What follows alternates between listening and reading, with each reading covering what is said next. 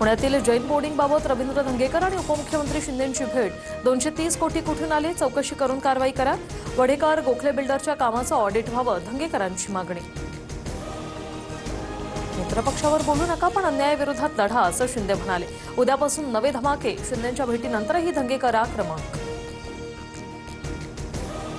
धंगेकरांनी अमित शहा किंवा कोणत्याही भाजप नेत्याचा अपमान केला नाही, कोणत्याही समाजावर अन्याय नको, हीच शिंदेंची भूमिका.